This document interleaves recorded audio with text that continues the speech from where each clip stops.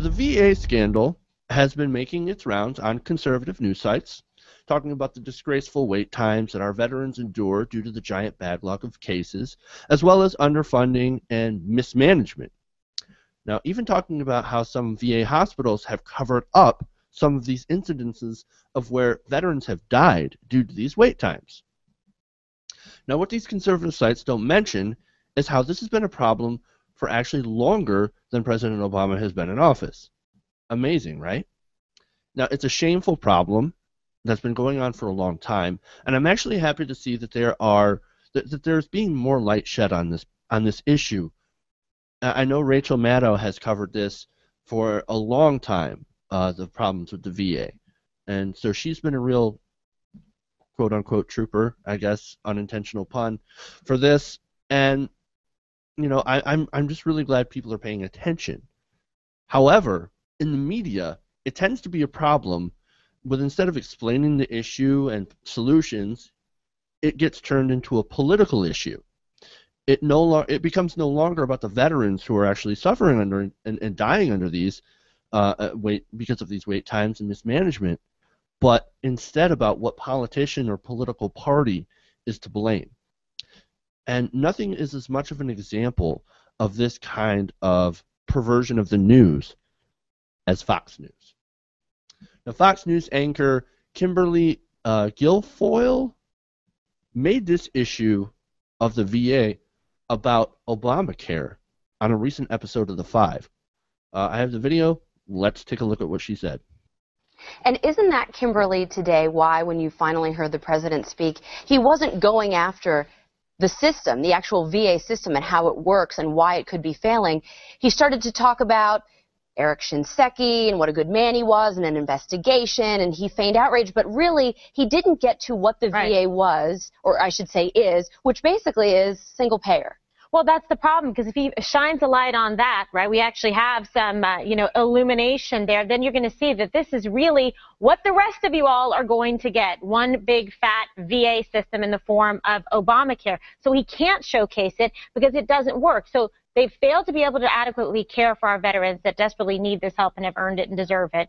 And so now we want to trust him with our taxpayer dollars to take over all of the health care system. That, to me, does not seem like a reward put in the right place, given the failure that we've seen. Bob, you shake. I just have to sort of point out Bob Beckel at the end there, just face palming, like, because even Bob Beckel knew that she was being fucking retarded. Okay, and there are so many different problems with a lot of her statements, and let's go to Sean, maybe to point some of those out. So I'll throw out a little fact-checking. The Affordable Care Act, or Obamacare, is not a single-payer system. It is a system where the government is encouraging you, or in some cases forcing you, to get private insurance. So technically not a single-payer system. I will say that there are arguments in about the VA that you could apply to big programs, big government programs like Obamacare, but that is not the way to do it. You can't start with the false premise that they're both equivalent. She could have easily said, look, the government, anytime, and this problem's on, we all know that these problems went back to the Bush administration. We have the memos, we have all the information of the Bush administration telling the Obama administration that the VA is a disaster. But you could draw some comparisons that big government programs lead to inefficiencies, and instead of fixing the inefficiencies, there's little accountability, and they get covered up. Like the NHS, I know Steven's gonna love the NHS and defend it. But you know as well as I do that people, I don't know, you made a face, but you know as well as I do that there are inefficiencies there, and that government people will cover it up because they're not worried about losing their job. So, there are comparisons to make, but those are not the right ones, and you can't start with a false premise. Okay, before I, as a Brit, I have to defend the NHS. Before I do that, first of all, when Bob Beckel is the smartest person in the room, then that is an incredibly stupid room to begin with. Secondly, this woman Guilfoyle, how she's sort of, oh, we need illumination. We need to illuminate this issue. Fox News, they're the masters of obfuscation and muddying the waters. I can't remember the last time that Fox News legitimately illuminated a credible issue in terms of policy. It's ludicrous that they're trying to talk about illumination. As we go on to the NHS, I mean, I also have private insurance over here, but I have used the NHS, and we do have waiting times. I think it's everyone is aimed to be seen within 8 weeks, no matter kind of what the issue is. And for the most part, most kind of local councils and stuff, they're able to hit that 8 weeks. Sure, there are some people that go over. There probably are some unneeded costs that can be cut down. We have a Conservative government or coalition at the moment that's trying to kind of cut down on inefficiencies by gutting a lot of spending. But if a party here in the UK tried to run on completely privatising the NHS or getting rid of the National Health Service as it is, they'd be laughed out the room. It just wouldn't happen. And that is why people like Guilfoyle and the rest of the hosts on Fox News, that's why they're trying to find any little way to attack Obamacare, because they know that in 2 years' time, or at least certainly by 2016, but 4 years' time, 8 years' time, it's going to be the American populace, for the most part. They'll love Obamacare like they love Medicaid and like the British love the NHS, and they're shit scared of that because they know that is going to really mess up the Republican Party because they've made that one of their main issues for the last couple of years. Right, and I just want to point out, I wasn't necessarily referring to the wait times because that's the oldest Republican argument, and I don't want to get into that. But just to give you an idea of what an inefficiency in government that wouldn't exist in the private sector is the VA still uses paper records for everything. They don't have a comprehensive digital system. And part of the reason that they don't have that, and let's keep it real, is they're buying all that paper from somebody who's obviously lobbying the government, and all those people whose job it is to stamp files and they don't want to lose their jobs. And any private company would not hire X amount of hundreds of people to stamp paper when they can get one computer to do that. So that's what I'm talking about an inefficiency that exists in government because of the way government tends to work. That wouldn't exist in a private sector situation.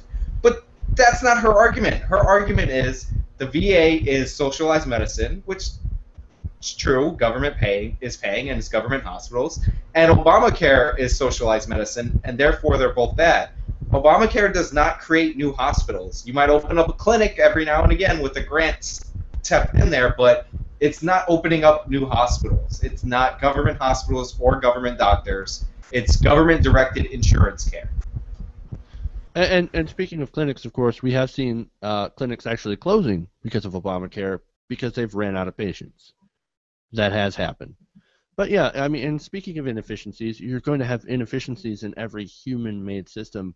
And look, I'm more apt to believe as well as insurance companies covering things up or denying care in order to save money, in order to give bonuses to to CEOs. So bureaucracy exists in every sort of large organization, be it private or public. So I mean, I just want to make that distinction because inefficiencies exist everywhere in a man-made system. That said, the level of inefficiency can vary. Sometimes government can be more inefficient, sometimes the private market can be more efficient, sometimes it can be less. But going to Kimberly Guilfoyle, you guys have pretty much covered it. She's an idiot. She's either an idiot or she's just a masterful liar trying to tie Obamacare into the VA when they're completely 100% different. And the real problem with that is also, like you had said, Stephen, it's obfuscating the issue. It's taking the focus off of the problems, the actual problems with the VA, and making up new ones. Shit. Well, I mean, just go on 2 points. First of all, as to whether she's an incredible liar or a stupid person, you can just look at her face and the fact that she's on the 5. She's a stupid person. And then to Sean's point as well, talking about how the VA is relying still on a paper-based system. I mean, that is incredible, that you're in 2014 and a really important thing such as the VA is still relying on a paper-based system. And I think one of the reasons that they are still using that, and this is probably the main reason that it's brought up so many issues and why there's such a backlog, is because of the paper-based system, is that, as well as maybe there's some lobbying going on to try and keep them involved, is that for any administration to say, right, we're going to completely change it to a computer-based system, we're going to have to completely rehaul how we do it, that's going to involve a fair amount of money to shift it from a paper-based system and to input all of that data into a computer. That'll be a fairly large cost, you know, in comparison to other things, not in comparison to the Defense Department budget or anything, but that would mean that kind of Obama or whoever is in office is going to have to justify changing that, and whoever is in opposition, they're going to say, oh, that's a needless cost, the system's working okay as it is, sort of thing. So that's probably another factor as well why they haven't shifted across to computers, is that it's going to be a large cost involved, but it's a necessary cost. That's the thing. Right, and to be fair, last year they outlined a plan to go to an IT system. So they are trying to work on that, or at least they have been talking about working on that for the last year. The Obama administration deserves some blame, right? And you could even argue that the Clinton administration, when computers were like really advanced, deserves some blame for, you know, not modernizing the system. But there's a reason why the lines are so long, and that has to do with the Bush administration, because you could throw a little blame at Clinton for not modernizing the system, but Clinton didn't start 2 wars and then not think about fixing the VA beforehand. Right. Like, you can't start 2 wars in the computer age and not realize that your healthcare system, the consequences of the war, is back in Vietnam.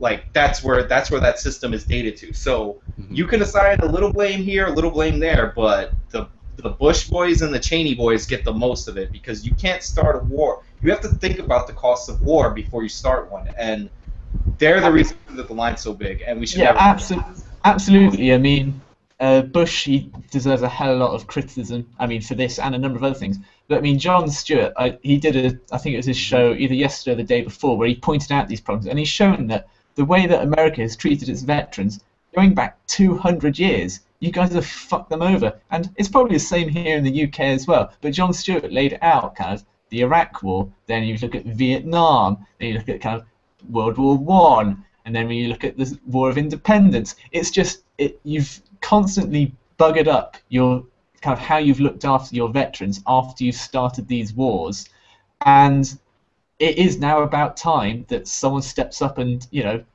sorts this stuff out. And of course, Obama, being the sort of character that he goes, okay, I'm going to try and sort this out now. And because he's brought light to the issue, everyone, or at least Fox News, has gone, look at him, he's pointing out the issue, so it must be his fault. No, that's not the case. As Sean has pointed out, and as Jon Stewart's pointed out, and how most rational people have pointed out, this problem has been going on for decades, and only now you're starting to try and sort it out. Mm-hmm.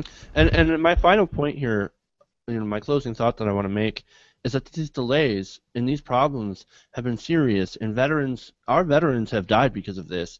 And it doesn't help that these people on Fox News will sit there and talk about something that's unrelated and ridiculous, and not only just talking about it, but lying about it. I mean, something needs to be done, and the truth needs to be pointed out. And we're beyond blame at this point. Our soldiers and our veterans, they deserve better, and that's just the truth of it. And just because we have fucked over our soldiers and our veterans over the entire history of the country, that doesn't mean we need to continue doing so. This is something that can be solved, so let's get off our ass and fucking solve it. Right. And to throw in my final thoughts, look, there are some conservative arguments that are totally valid here. Like I don't see any reason why the VA only sends you to VA hospitals. I think we have such an influx that maybe we should have a temporary system until this system gets fixed, where you get the money and you could go to the hospital that's closest to you, not the VA hospital that's closest to you. But like, it's important to remember whose fault this is. This is the Bush administration's fault. The Obama administration hasn't made it any better. And to all the doctors and all the good people at the VA, I don't mean to disparage you in anything that I've said, but to the people who are creating secret waiting lists, which is covering up the inefficiencies of the VA, you're a shitty person, and you need to stop doing that. We need to see all this stuff, and if you're breaking the law, you should be prosecuted for that.